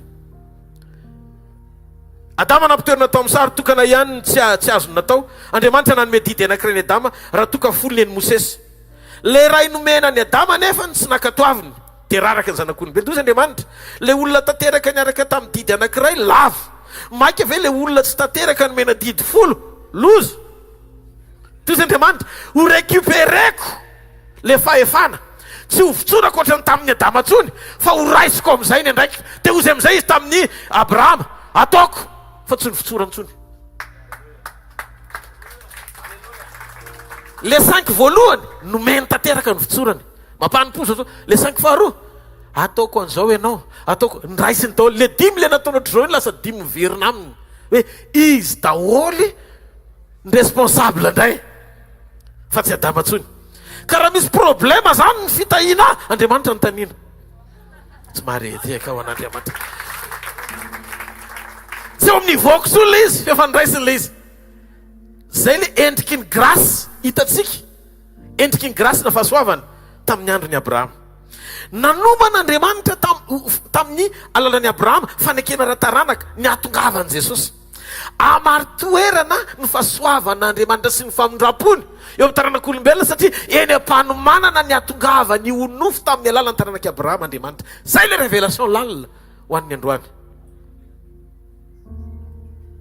ka ny fitahiny Abrahama de mifamatotra amin'ny fahasoavana nahita an'Andriamanitra nandray andraikitra ho anao noho ny fahasoavany teteny Andriamanitra hoe raha tsy mandeha ny zavatra rehetra de za no anontany io tena zany Andriamanitra midevoly tena zany Andriamanitra mimpamosavy tena zany Andriamanitra am'izay zay tokony ho anontaniana rehetrarehetraretinao hoe no ianina ny mahatonga le tsy mety tsy problema anao amin'ny zavatra hafa le izy fa andana any amin'Andriamanitra ianao no miresaka rehefa Andriamanitra no mampiasa ny hoe ko ataoko ahatonga anao de teteny izy hoe iza no mandray andraikitra zay le ko ndika fa tsy enjerina olona no ampiasainy fa izy mihitsy no hiasa amin'ny fanotronany sahala amin'ny hoe manao sermon zany Andriamanitra hoe za ny tompona ndraikitra aminao. Androany zany ao anatin'ny fandraisana tehiteny Jesosy zanako a, za ny tompona ndraikitra aminao. Za mahita androany fa tsisy asany devoly afaka tavely zany tsony eo amin'ny fiainanao amin'ny anaran'i Jesosy. Raha izy mamerina indimy mavesatra zany, tena décidé Andriamanitra. Mino fa eto ty taony ty ho atsika. Zavatra hitany masonao dia hoe anahoana mbola etezany ty taony ty pasteur zao ny zavatra hitany maso. Aza mijery problème fa tsy mifantoka amin'ny problème Andriamanitra, fa Andriamanitra mifantoka aminao. Ary rehefa ndray andraikitra izy dia ho raisiny io. Izy Andriamanitra ho ataoko izy nilazaiko taminao hoe rehefa ny tenin'Andriamanitra mihitsy nilaza tamin'ny Abrahama, satria tamin'ny Petera koa dia ohatran'izay ny zavatra nisy. Matitoko 4:7 zareo ny tamin'ny Petera tovy mihitsy, hita mihitsy le Andriamanitra Abrahama io, fa Andriamanitra Petera sy Rodolphe reny sy izy tsika menakafy. Amen. Petitoko 4:7 dia Jesosy taminy andeha naraka fa ataoko mpanarato-olona ianao. Ozy Andriamanitra tamin'ny Abrahama, ataoko fiainany lehibe ianao Abrahama. Andriamanitra zany tsy miankina taminao izy ianao na zay fiainanao, fa Andriamanitra mijery amin'ny masona fa tsy ny masonao. Tsy zay hitan'ny olona na dokotera na génico, tsy zay hitan'ny olona mitarataratra ny any anatinao any hoe marary ianao, tsy zay lazay ny fahavalo, fa izy efa namotsitra tena eo ataoko ianao dia ho ataony ianao zay. Tsy mahareteka ao an'Andriamanitra. Rehefa Andriamanitra ny tena ataoko firenena lehibe anao dia jeron silamo milaza fa zay zanaky Abrahama. Ny jiosy koa mijoro, zay zanaky Abrahama. Ny kristianina koa tsy latsaka, zay tena zanaky ny teny fikasany Abrahama. Tena firenena lehibe Abrahama. Lay tsy namitaka na nandainga any Abrahama, tsy mba mandainga mandrak'izay zany izy. Ary izy rehefa nilaza hoe zao no alpha sy omega, dia ozy izy za koa le eo afovoany. Andriamanitra afaka mitondra anao midingana mbola tsy nisy anao hatramin'izay, ary afaka ny ahatonga anao ho firenena lehibe izy. Zany hoe firenena lehibe zany tsy hoe mpanan-karena indrindra eto ambonin'ny tany ianao, fa firenena miavaka amin'ny alalan'ny fananao fahatsapana, fa feno fahasoavana ianao. Andriamanitra rehefa miasa dia tsy mirehare izy, fa Andriamanitra rehefa miasa ampanetretena be. Ary izy tsy miraratsikera sy vavan'olo zany, fa zay nilazainy ihany. Avelany ianao zay teneniny any ny olona dia mba mianara azy koa, mianara mamony sofina amin'ny zavatra re, mianara manakipy maso amin'ny zavatra tsy tokony ho hita. Andriamanitra tsy mba mijery résultat ny dokotera zany, fa zay nilazainy ihany. Io Julio antanio dokotera efa milaza hoe ianao ho faty. Zavatra eny efa mody efa nesorina ny sérum, sy sérum kely eny aloha mba hitazomana ny ainy, fa rehefa niasa Andriamanitra tsongotsongo telo iny nidira izy ngoty. Rehefa Andriamanitra no miteny esorina, voaka daholo tsy tokony voaka. Ny dikan'izay zay lazainy Andriamanitra tsy te lala hoe inona ny valina nalalizy no tonga eto, fa mandana miverina amin'ny herinandro dia hoeto le valiny vaovao, satria anova chapitre Andriamanitra. Tsy mareteka zay nilazainy Goliata teo, nilazainy Goliata fa mivady kilontsy tsy maintsy eny tapikandrina. Zay mifatatr'Andriamanitra. Ka ianao tsy aza mandrefy zany hoe iza ny tianao na iza ny tsy tianao. Aza rara iny zany. Aza manao ny anatin'ny fonao any marary ianao fa nataony anina tamiko dia mihoatra lavitra tena tsy zakako mihitsy. Mandro fotsiny amin'izay lalina zay hitondran'Andriamanitra. Aza miezaky maniry destin zany. Hoe tsy maintsy tia ny lalako. Ino manam-po fa tsy tokony ho zay mihitsy le lalanao. Tsy firenena reraka nampananten'Andriamanitra antsika, fa firenena goavana. Za mbola mino fa raha mbola tsy tonga eny amin'ny ramanlanitra Jesosy miovy Madagasikara. Tsy haiko par quel moyen no ataon'Andriamanitra fa zavatra fantatra dia zao, tsy maintsy hisy surveille eto Madagasikara hiova amin'ny mpanompon'Andriamanitra rehetra, teny hifankadiny pasteur rehetra. Tsika eny ho adininy, tsika eny pasteur ho adininy. Raha ny oloko izay natsoina amin'ny anarako no avy enetry teny hivavaka dia tsisy olon'Andriamanitra mihitsy ve zany eto? Tsisy nanetry tena mihitsy ve zany hivavaka?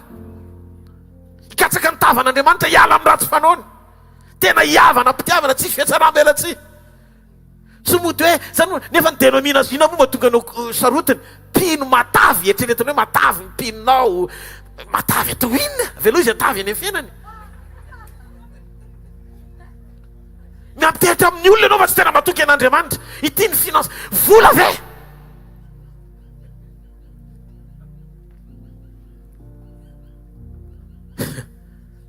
Alahelo pino any zavatra efa tranainy tôly be zany. Rehefa ho faty ianao le pino koa mba ho eo amin'ny natren'Andriamanitra mitovy amintsika ihany. Tsy aloha hoe vitsorana izy ho an'Andriamanitra. Tsy aloha tsy mifikitra amina dénomination. Tsy mihevitra loatra hoe olona ho anao. Omeo an'i Jesosy io fa tsy vitanao koa. Ianao ara mbola baraingo raha tsy mijoro tsara koa. Tsy maharetehaka ao an'Andriamanitra. Tsy maharetehaka ao an'Andriamanitra. Sika matona atsoan'Andriamanitra. Tena atsoan'Andriamanitra ho azy. Vai ny fijery sy ny vision. Izy mipahary atsika. Raha ny tena Andriamanitra hitany Abrahama izy dia mihoatra noho ny fananany izay. Satria fananany Abrahama tamin'io. Ny aina amin'ny fiarovan'Andriamanitra izy. Ny aina ny fiantohan'Andriamanitra. Ary mbola miteny aminao fa tsy mbola izy ny toerana misy anao mandrak'androany raha tsy avelanao Andriamanitra teny hitondranao zato isan-jato. Manjary lehibe ny anarany. Novain'Andriamanitra ny anarany dia gaga be. Tonga Andriamanitra dia niteny tamin'ny Abrahama, ny anaranao manomboka androany tsy atao hoe Abrahama intsony fa atao hoe Abraham.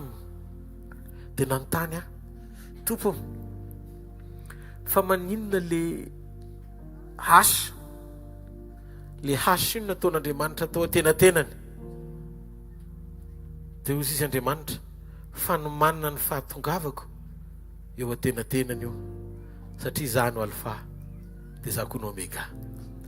Dia azavao hoe Tompo, ny dikany hoe izaho izay izy hatretraiko mandrakizay dia hoe Yahweh, hasy.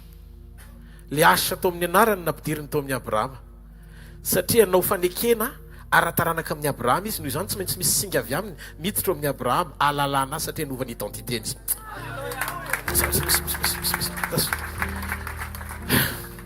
Dia hozy izy Andriamanitra, nasara koa raha tsy maintsy hovaina asiana hasy. Feno fepetra rehefa tafiditra le hasy. Teto mahitako fa Andriamanitra tsy Andriamanitra ny fiandohana sy ny fiafarana fotsiny, fa Andriamanitra ny eo atenatenany koa nampidiriny le hasy. Eo afovoany sa ny azonaina. Azoko amin'izay. Rehefa nizara roa ny ranomasina mena dia teo afovoany fa tsy tany amin'ny sisiny. Teo amin'ny hazo fijaliana le jiolana anankiroa fa Jesosy ny teo afovoany. Tao anaty lafaoro izy ny teo afovoany izy efada, izy telo lahy. Rehefa eo afovoany, tao amin'ny tranomaiziny Paoly Silasy, ny sasakalina ny dera dia ny seho Andriamanitra nanozongozona ny fonja. Ary nylaza izy hoe raha misy roa na telo mivory amin'ny anarako teo afovoany dia ny dikan'izay la izy eritreritrizay ka ho mandrakizay, nefa manomboka amin'seho nanomboka tany amin'ny anarany Abrahama sy ny fisehony rehetra ho an'ny taranany, fa ho eo afovoany izy. Andriamanitra afaka midina eo afovoany izy, anao zavatra amin'ny androany izy. Amin'izao izy sady alfa izy no omega, ny eo afovoany izy. Iseho voninahiny androany. Ary iseho amin'izay rehetra nambarany ny sitrapony izany. Farany, nahavariana, fa hatramin'izay nahaterahako, dia mbola tsy nahita n'Andriamanitra nitondra anaran'olona izany. Fa ny olona foana no mitondra ny anaran'Andriamanitra. Fa tamin'ity indray mitoraka ity satria nanome anarana goavana any Abrahama Andriamanitra dia jereo le fanetrentenany, nanaiky alika atao ambanin'ny anarany Abrahama sy ny taranany izy.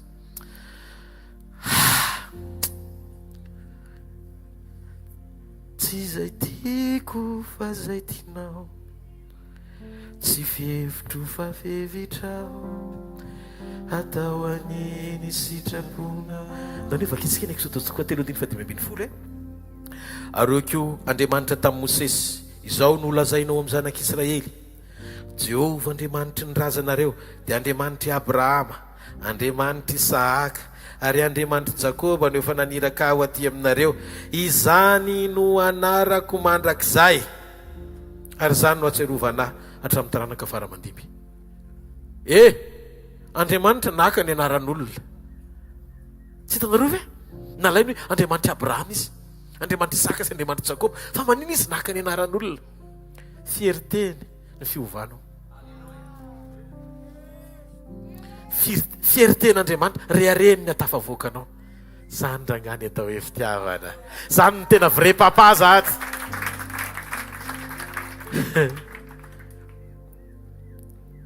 Andriamanitra mitondra ny anaranao, zay olona nomeny ray ny anarana avy amin'ny taranaka mpanompo sampy no novainy ho tonga hitondra ny anarany dia nialoka atao amin'ilay anarana izy nylaza hoe zany Andriamanitra io. Rehefa Andriamanitra manova zavatra dia miova ny dikan'izay.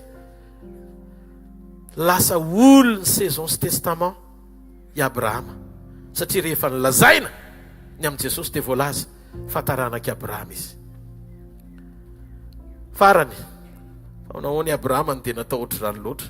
Tia indray dia mbola ngeza be anankiray mialohan'ny firotsika mifandraisana. Tamin'ny Lazarosy mahantra reta, jereo hoe nilioka toko fahina amby folo andiny faharoa amby roapolo hoe fona voatriny révélation somary manaitra kely izy ty. Fa tiako tsapanao ny alalin'le izy fotsiny andiny faharoa amby roapolo. Tsy haiko fa miara-mandinika tsika na teolojiana ianao manaraka an'le izy na ola mpandinika baiboly tsotra fotsiny ohatrana le tsotsotra kely dia tiako mba ho fantatrao ny alalin'ity famarinany teny ty. Lioka tokony amby folo andiny faharoa amby roapolo. Ary maty le malahelo dia nentin'ny anjelo ny tratrany Abrahama, ary maty koa le manan-karena dia nalevina. Dia nisainahako tratrany Abrahama kely, karaha tsika menakavy ny tratrany Abrahama sepitra izy. Marina sa tsy marina? Fa eto baiboly miteny fa io ny tratrany Abrahama. Melohan'ny Jerosalema vaovao zay idiratsika satria ho mpanamboarana azy Jesosy amin'izao. Dia zay maty rehetra ho amin'ny tompo dia ny tratrany Abrahama daholo. Dia ino io tratrany Abrahama io? Cité anankiray misy soratra ngeza be eo amin'ilay cité hoe tratrany Abrahama. Paradisa mety fiantsoanao azy tany aloha fa niova izy hoe tratrany Abrahama amin'izao. Dia zay maty miandry eo daholo mandra-pamindratsika ho any amin'ny Jerosalema vaovao zay ho ampidinina tahaka ny Alleluia. Ao daholo zany no miantrano ny olo-masina rehetra ao amin'io tany ngeza be ny Abrahama io.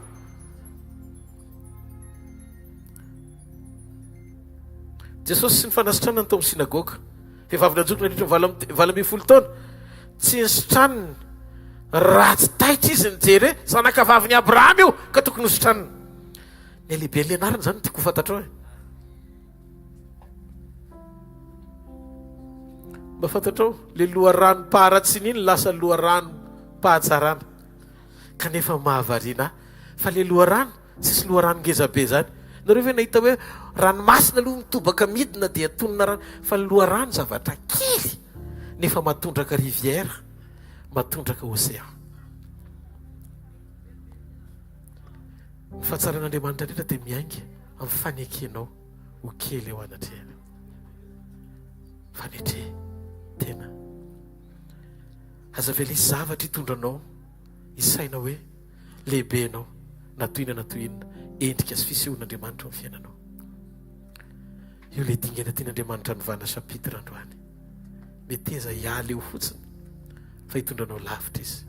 Satria ny Andriamanitra ny référence, Andriamanitra Abrahama, Andriamanitra Isaka ary Andriamanitra Jakoba. Nao tsika hitsangany amin'ny toerana misy atsika.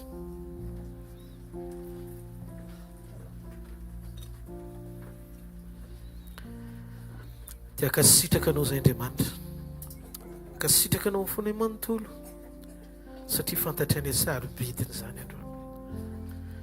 Ianao no alfa sy omega,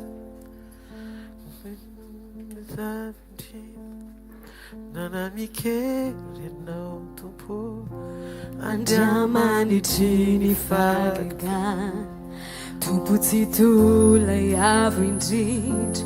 Andriamanitry ny tsy hay atao, rehefa miteny anao tompo, tsisy matohitra anao.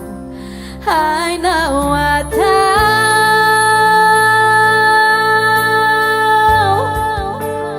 hainao atao ny zavatra rehetra, hainao atao tompo, hainao atao ny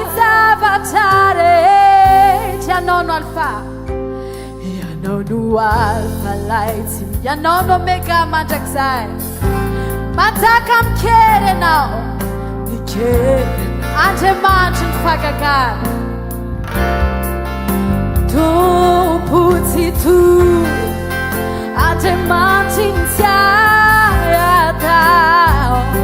Rehefa mitenanao Tsisy matohitra anao Hainao atao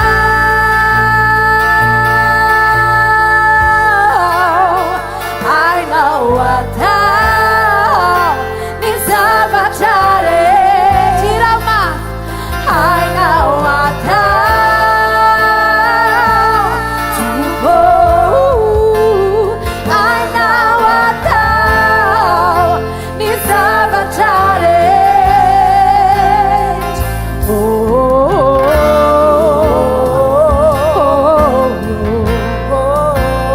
Hainao atao Tompo Ny zavatra rehetra Hiraya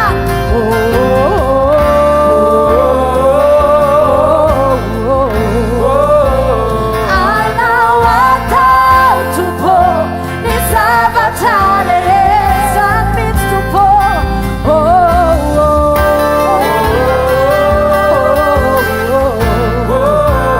Hainao atao Tompo Ny zavatra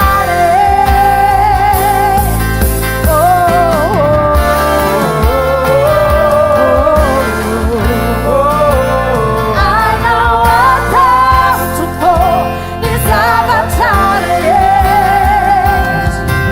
Mampahiratra ny tao Lay mampiteno Lay mpanalana Anaty ranomasina Ianao Mampahiratra ny tao Ilay mampiteno Lay mpanalana Anaty ranomasina Rehefa mitenanao Tsy misy matohitra Rehefa miasa anao Tsisy masaka anao Rehefa mitenanao Tsy misy matohitra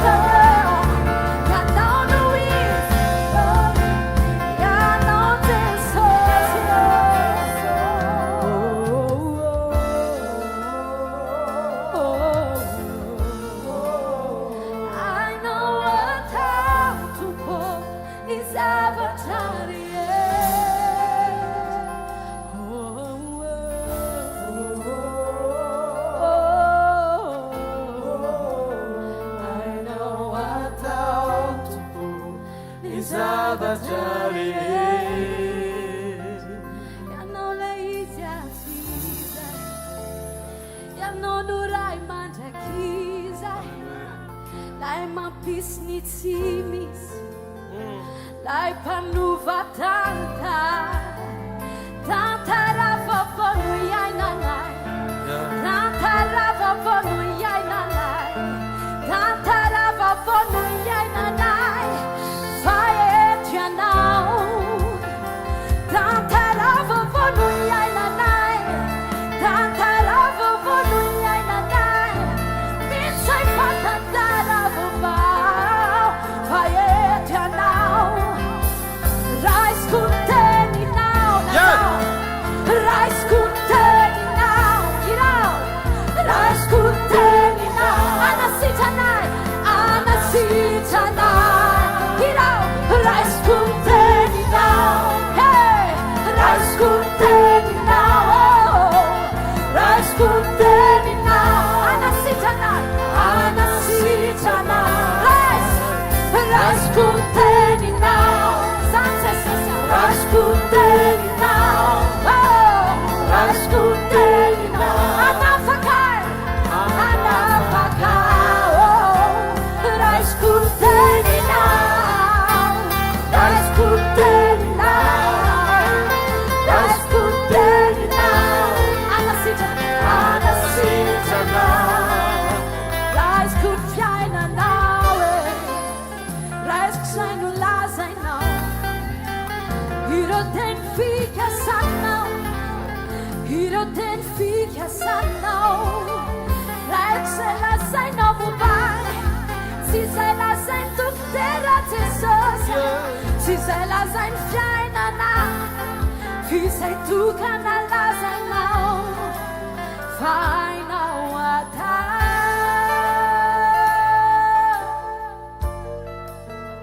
hainao atao ny zavatra rehetra, hainao atao tompo, hainao atao ny zavatra rehetra.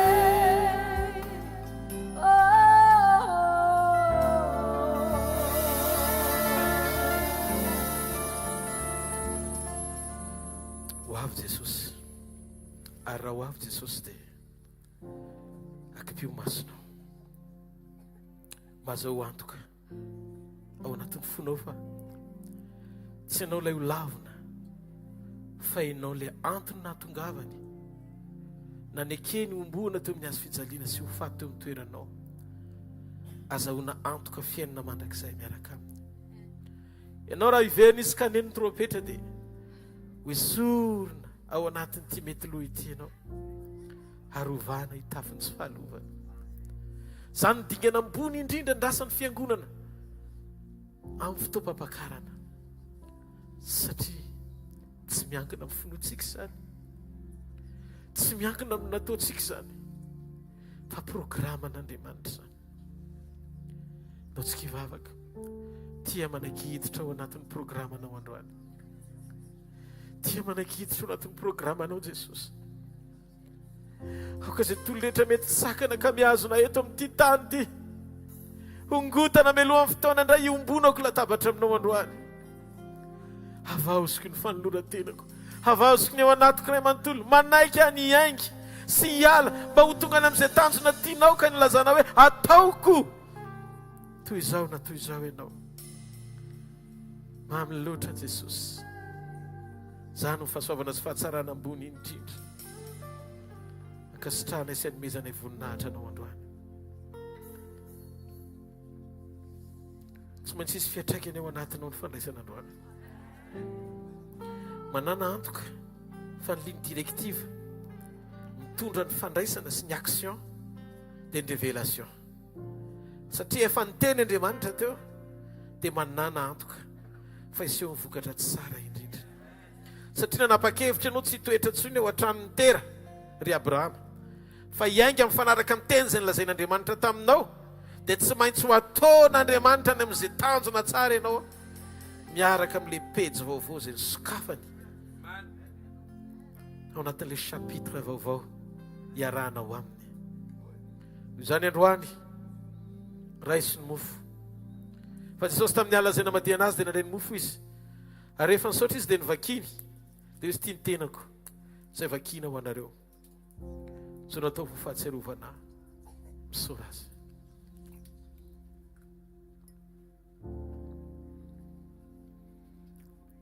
Tahaka izany koa ny ranom-boaloboka izay manambara ny rano Jesosy Kristy tompo ilay velona masina manankely avy amin'ny Nazareta, izay nalatsana antsika ho famelana ny fahotantsika.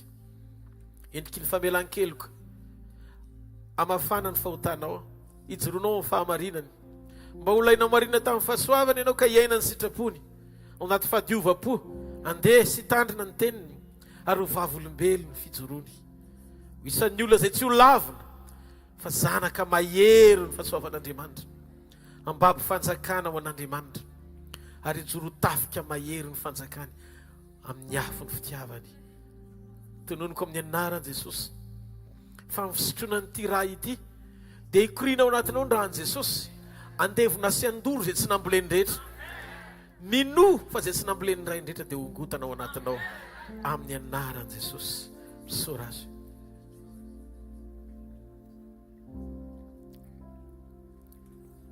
Misaotra Jesosy, misaotra ny amin'ny mofo sy ny kapoaka, mari-panehoana firaisana tanteraka aminao, mankasitraka koa ny amin'ny teninao. Misaotra ny amin'ny fanamparana Jesosy, misaotra ny amin'ny fanairana anay isan'andro, misaotra ny amin'ny fitiavanao sy ny famanginao anay. Manan'izay Jesosy manana anao, tena misaotra ny amin'ny zavatra rehetra izay nataonao. Zany nataonao zany dia ambony lavitra noho izay valim-bavaka rehetra ndrasanay, satria namonjy ny fananay sy ny ainay ianao, ary mbola mamonjy anay koa amin'ny zavatra rehetra. Ianao ny fanantenanay, ianao ny herinay, ianao ny rehetra ho anay. Misaotra Jesosy. Halleluja. Asanaytsika le hira hoe mo vita fihavanana sady ianao fanahytsika.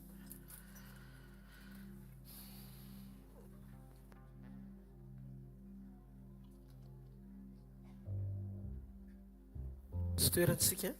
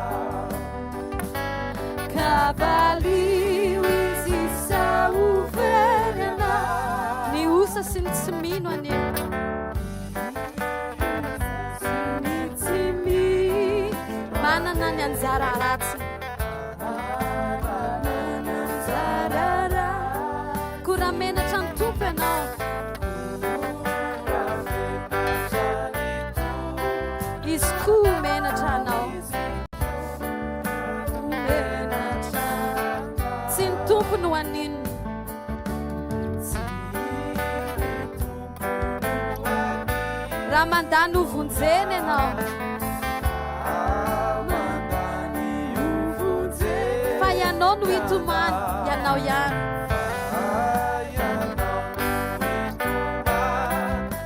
hijaly mandraky zany Elany niandrasany Jesosy teo baravarany fo. Elano niandrasany Jesosy teo ambaravarany. Ndrao ity no antso farany kavalio izy. Ndrao ity no antso farany kavalio izy sauveriana. Kavalio izy. Kavalio izy sauveriana. Halleluja. Za mahita efa namaly an Jesosy daholo tsika. Sa tsy zany? Andao rety tanana mafy be ho anazy. Zavatra tena tsapako alohan'ny tsodrano fotoana koa mandeha raha teo zavatra anankiray tena tsapako. Mandrakandroany ny fitiavan'i Jesosy tena ngeza be mihitsiny. Ary mandrakizay ny fitiavan'i Jesosy ngeza be koa. Tsy miova zany fitiavany zany. Fa ny fepitoana ny fahasoavany misy fahataperany. Androany izy mbola miteny ninninona taonao tiako aneno, mbola le miaritra be reny. Raha ohatra zany ka ny fiantson'ny tanora azy dia hoe tena miaritra trefla mihitsy izy amin'izao. Zay ataonao eo fa miaritra izy. Fa zadino fa ny Baiboly koa miteny eo amin'ny bokin'ny Matthieu 7:20 sy 7:20 fa ho avy ny fotoana isehono mpitsara. Amin'izay ny endriny miova. Tsy lelo mitarena Jesosy amananina. Amin'izay fotoana izay izy anavaka fotsiny ny ondry sy ny osy. Zao hoe aza manamafy an'io fo io hanetrany mandiny tena tsara dia miangava avao miaraka amin'Andriamanitra. Fa Jesosy reko nanome n'ity révélation ity fa hanokatra chapitre ho antsika izy. Amen. Ary rehefa miteny an'izay tena zavatra hafa mihitsy nitrango eo orinan'izay. Ary za tena mino fa ho rarakivo resaka tsy nizairino any vavan'Andriamanitra tsy nizairiny. Fa navela ny teny hoe vita. Dia dikan'izay taraiky loatra izy amin'ny zavatra rehetra. Zay mandoa hoe tsy matsilo saina ny devoly fa doma. Hitanao Andriamanitra. Tsangany amin'ny toerana misy anao dia misaora azy amin'ny fonao manontolo ary. Misaotra Jesosy. Makasitraka sy mame voninahitra anao zay ny amin'ny teny androany. Misaotra ny amin'ny hafatra androany. Misaotra amin'ny zavatra rehetra androany. Misaotra ny amin'ny fahavelomany teny fiainana maninaitra sy mampijoro anay amin'ny sitraponao. Misaotra ny amin'reto ranolasana bavy malaly reto. Nianga avy any lavitra ny tonga aty. Andriamanitra. Ankizy andray avy amin'izany. Satria ny teninao dia milaza fa zenona sy mangety tamin'ny fahamarinanao dia mivokisanao izy. Oka samy atsiaro zay fa niombona taminao androany. Azy programa rehetra atao anaty fiombona androany dia tonao tanteraka ny fiainanay. Raha tsodrano zay tononoko amin'ny anaran'i Jesosy. Hitanareo ny Jehovah ka hiaronareo. Ampamirapetra ny tavany aminareo ny Jehovah ka mindra fo aminareo. Ananatra ny tavany aminareo ny Jehovah ka minareo fiadanana. Amin'ny anaran-dray sy ny zanaka ary ny fanahy masina. Amen. Ho aminareo aniny fiadanana. Amen. Alleluia. Ndaontsika ity tanana. Mafy an'Andriamanitra. Filazana.